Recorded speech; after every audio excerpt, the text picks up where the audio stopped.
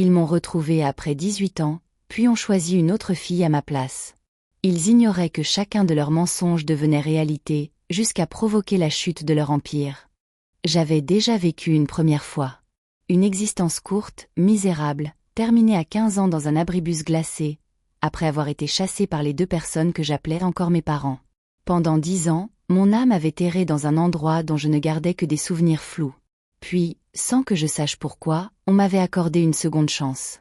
Je pouvais recommencer ma vie depuis le début, mais avec un étrange pouvoir. Chaque mensonge prononcé devant moi par mes parents devenait immédiatement réalité. Monique et Bernard Lefebvre, le couple qui m'avait élevé, furent les premiers à en subir les conséquences. Un soir, alors que nous étions réunis autour d'une table presque vide, Monique donna l'unique cuisse de poulette à leur fils Kevin. « Les garçons doivent manger de la viande », déclara-t-elle. « Sinon, ils deviennent idiots. Une fille peut se contenter de pain et de cornichons. » Quelques secondes plus tard, Kevin s'effondra au sol.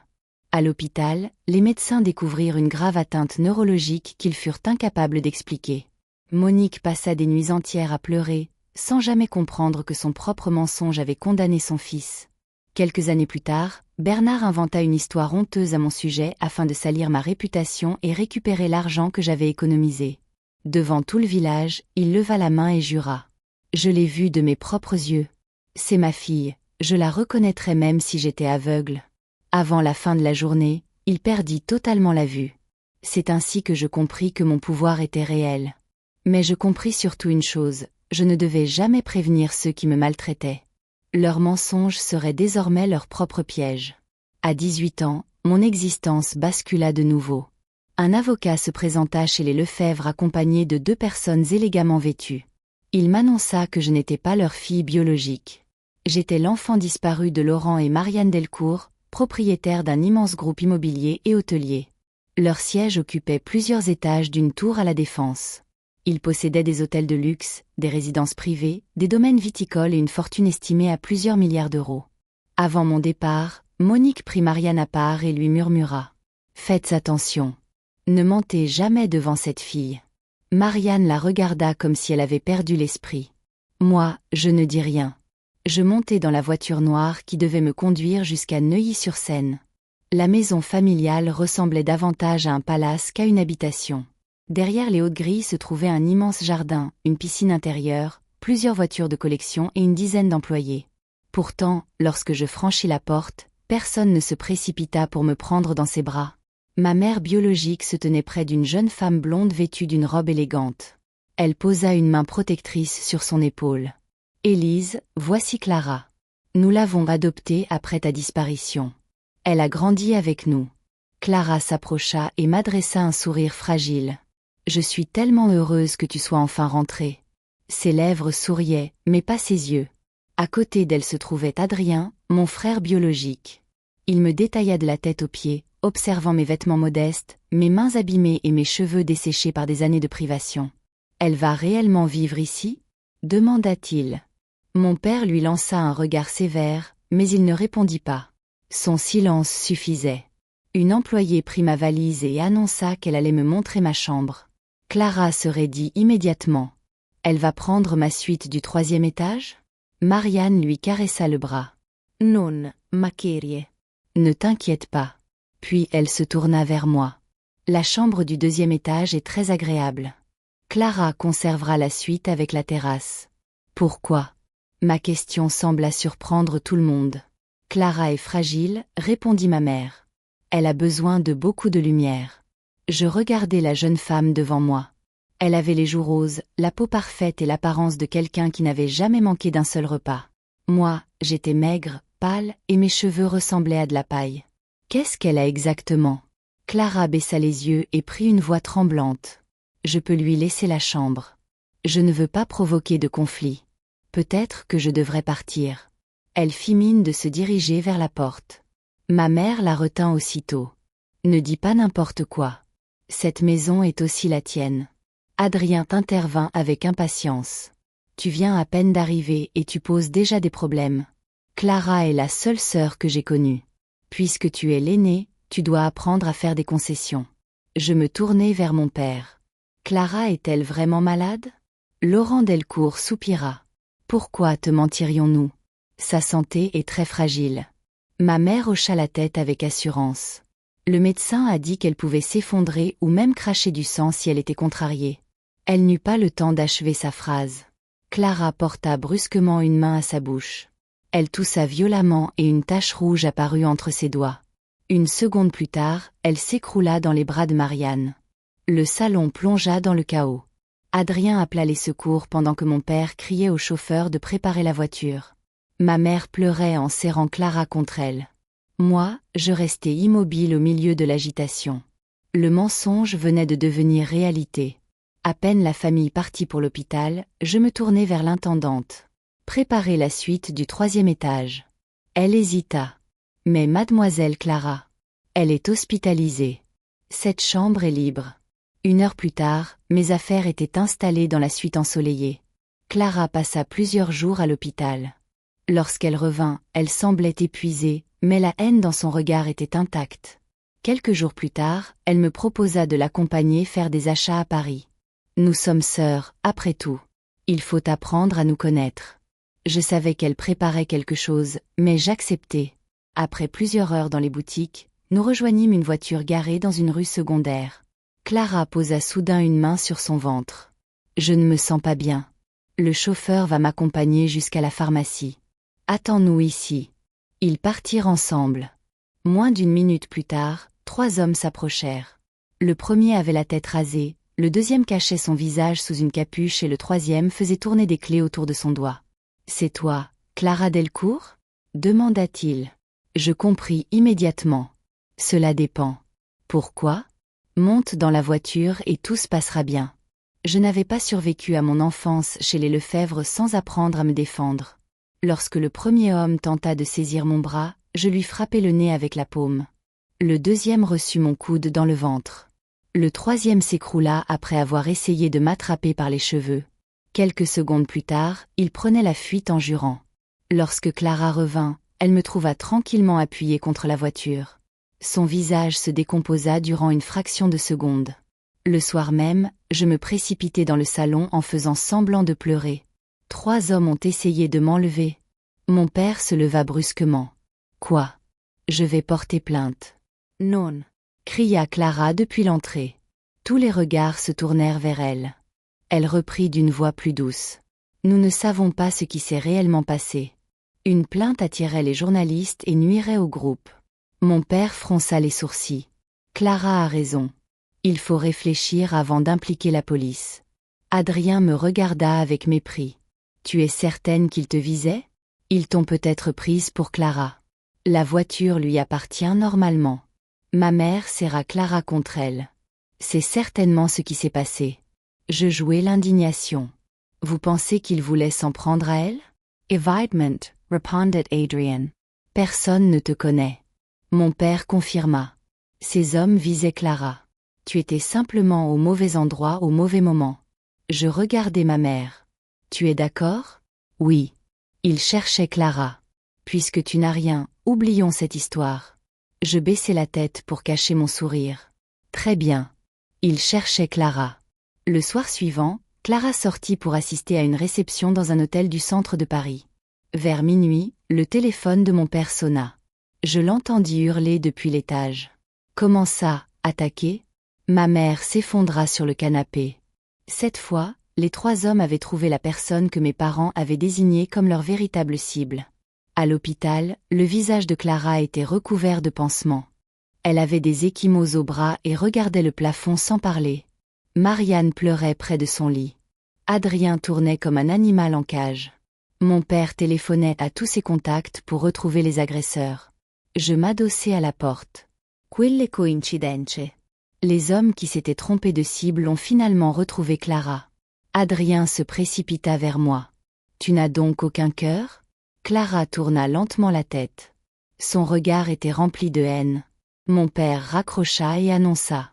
Pour assurer l'avenir de Clara, je vais lui transférer 10% de mes actions dans le groupe Delcourt.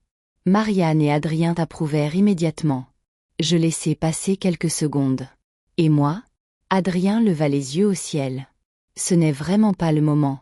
J'ai vécu 18 ans dans la misère. Votre fille biologique revient et vous ne lui avez encore rien donné. Pourtant, Clara reçoit 10% de l'entreprise.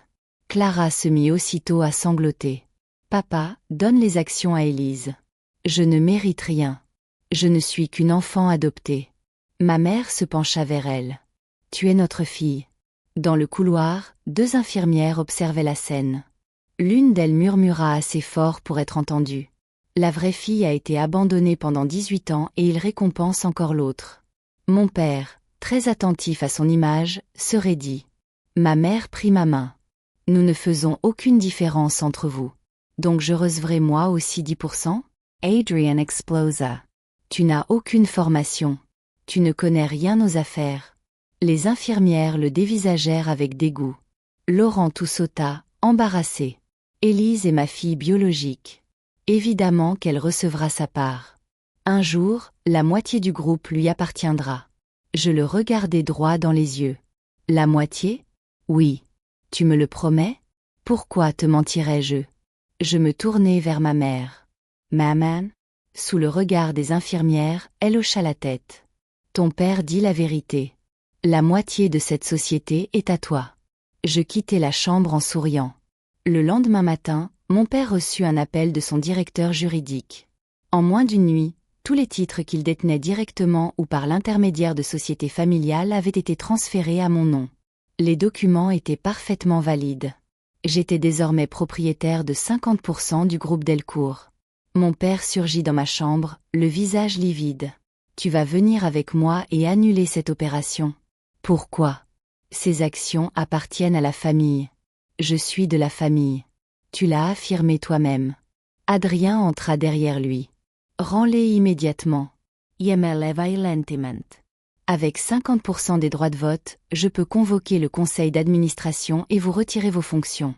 Réfléchissez avant de me menacer. Pour la première fois depuis mon arrivée, ils se turent. La semaine suivante, mon père revint avec une nouvelle proposition. Il serait plus juste de partager les actions entre les 3 enfants. Adrien et moi sommes vos enfants biologiques. Mais Clara est adoptée. Il hésita. Iepo ursuivis. Si elle était réellement ta fille, nous pourrions diviser les actions en 3 parts égales. Son regard changea. Je venais de lui tendre un piège et il le saisit. Une réunion extraordinaire des actionnaires fut organisée. Devant une vingtaine d'investisseurs, Laurent se leva. Je dois révéler un secret familial.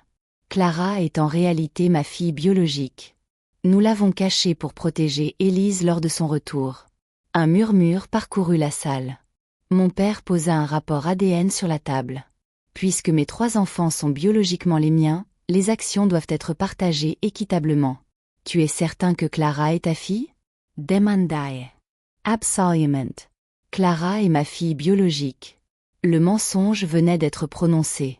Iesuris. Dans ce cas, réalisons un nouveau test devant des témoins.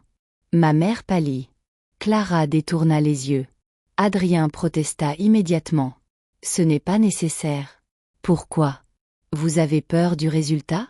Sous la pression des actionnaires, mon père accepta. 3 jours plus tard, le directeur du laboratoire vint présenter les résultats. Monsieur Delcourt est bien le père biologique de Clara. Le silence tomba dans la salle. Mon père resta immobile. Clara le fixa avec stupeur. Marianne arracha presque le rapport des mains du directeur. Comment est-ce possible? Je sortis une seconde enveloppe. J'ai également demandé une comparaison avec maman. Les doigts de Marianne tremblaient lorsqu'elle ouvrit le document. Clara n'avait aucun lien biologique avec elle. Ma mère leva les yeux vers son mari. Clara est ta fille, mais pas la mienne? C'est impossible, bredouilla Laurent. Le test doit être faux. Tu viens pourtant d'affirmer devant tout le conseil qu'elle était ta fille. Un second laboratoire confirma les mêmes résultats. Marianne engagea alors des enquêteurs privés. En moins d'une semaine, ils retrouvèrent la mère biologique de Clara, Sophie Renard, une ancienne compagne de Laurent. Sophie arriva de province et se précipita vers Clara. « Ma fille, je t'ai perdue alors que tu étais encore bébé. » Clara recula avec horreur. « Je ne vous connais pas. » Sophie se tourna vers Laurent. « Tu savais qu'elle pouvait être de toi. » Je l'ignorais. Marianne Gifla Clara. Sortez toutes les 2 de ma maison. Clara tomba à genoux. Maman, je t'en supplie. Ne m'appelle plus comme ça. Elle arracha les bijoux qu'elle lui avait offerts et les jeta sur une table. Clara supplia mon père, puis Adrien, mais aucun n'osa défier Marianne. Elle fut chassée de la propriété avec sa mère biologique. Adrien me rendit responsable de toute l'affaire. Tu as détruit notre famille. Non. J'ai simplement laissé vos mensonges parler à votre place. Il entra ensuite dans l'entreprise, déterminé à récupérer les actions. Chaque jour, il répétait qu'il deviendrait un meilleur dirigeant que moi. Tu n'es qu'une fille sans éducation, disait-il. Le groupe finira par s'effondrer entre tes mains. Pendant qu'il se vantait, je travaillais. Grâce à ma participation majoritaire, je rencontrais les banques, les investisseurs et les fournisseurs. Je créai discrètement ma propre société, Élysée Capital, spécialisée dans le rachat de créances et d'actifs immobiliers. Adrien, de son côté, commença à falsifier certains rapports internes. Un matin, ma directrice financière vint me voir. Votre frère modifie les chiffres. Il veut faire croire que le groupe est au bord de la faillite. Laissez-le faire. Vous êtes certaine? Aidez-le même s'il en a besoin. Quelques jours plus tard, mes parents m'attendaient dans le salon. Mon père posa une pile de documents devant moi. Le groupe traverse une crise catastrophique. La trésorerie est presque épuisée. Ma mère prit ma main. Tu dois transférer tes actions à ton père. Il pourra les utiliser comme garantie auprès des banques. Adrien Ajuda. La crise est arrivée parce que les actions sont à ton nom. Répare tes erreurs. Je feuilletai distraitement les rapports truqués. L'entreprise est réellement proche de la faillite? Oui, affirma mon père. Il n'y a aucune autre solution? Aucune. Ma mère hocha la tête. Si tu refuses, toute la famille sera ruinée. Le mensonge venait d'être prononcé par mes deux parents. Je refermai le dossier. Très bien. Je vous rends les actions. Le transfert fut effectué 48 heures plus tard. Dès que mon père récupéra le contrôle, les chiffres falsifiés devinrent réalité. Les comptes se vidèrent. Plusieurs clients annulèrent leurs contrats. Les banques exigèrent le remboursement immédiat des prêts et les fournisseurs cessèrent leur livraison. En moins de 2 semaines, le groupe Delcourt se retrouva réellement au bord de la faillite. Mon père m'accusa immédiatement.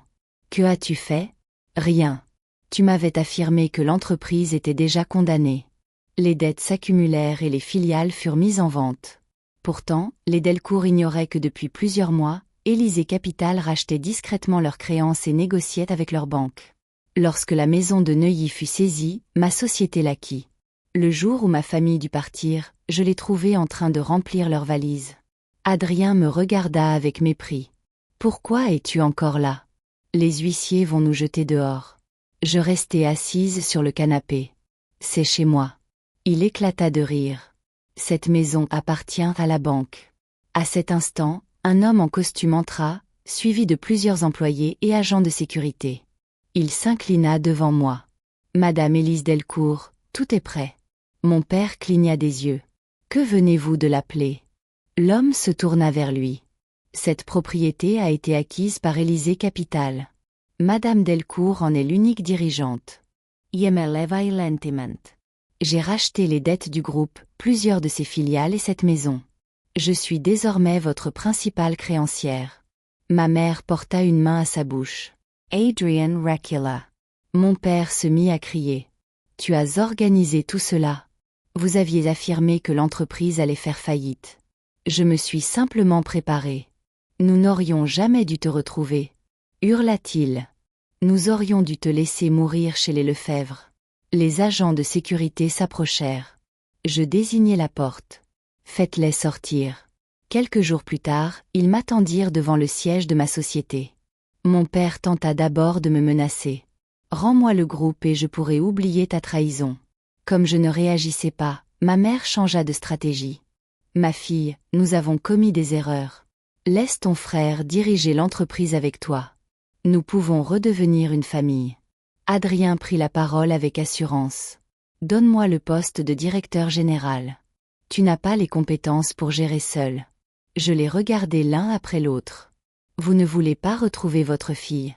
Vous voulez retrouver votre fortune. Ma mère se mit alors à tousser. Ton père et moi sommes gravement malades. Les médecins pensent que nous avons un cancer. Sans argent, Nous ne pourrons pas nous soigner. Mon père acquiesça.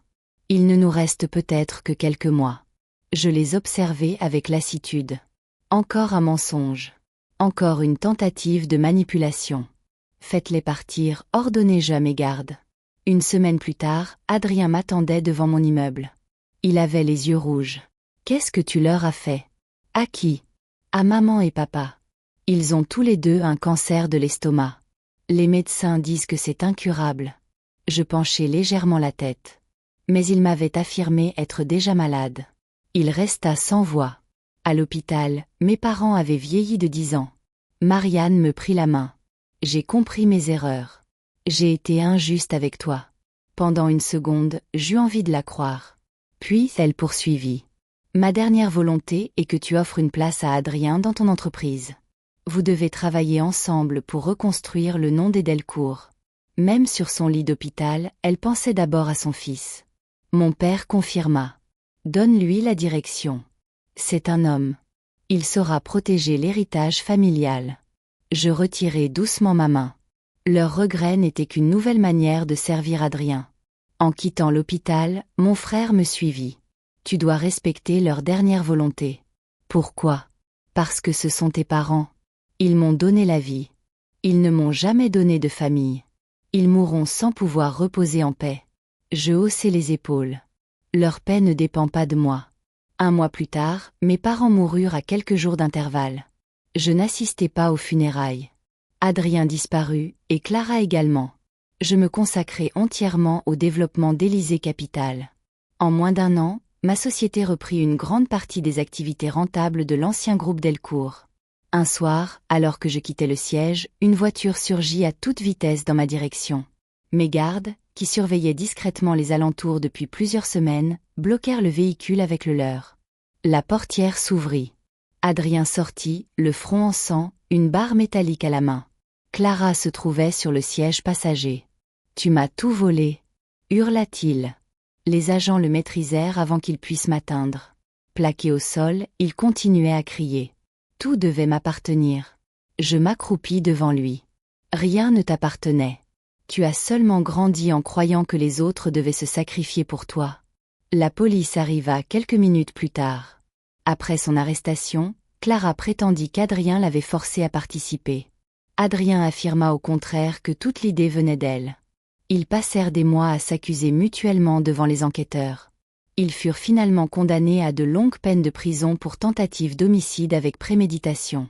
Je n'assistai pas au procès. Ce jour-là, j'étais dans un avion à destination de Montréal, où ma société ouvrait sa première filiale internationale.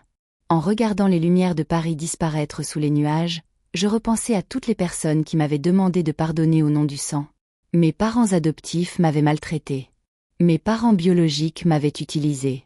Mon frère voulait mon héritage. Clara voulait ma place.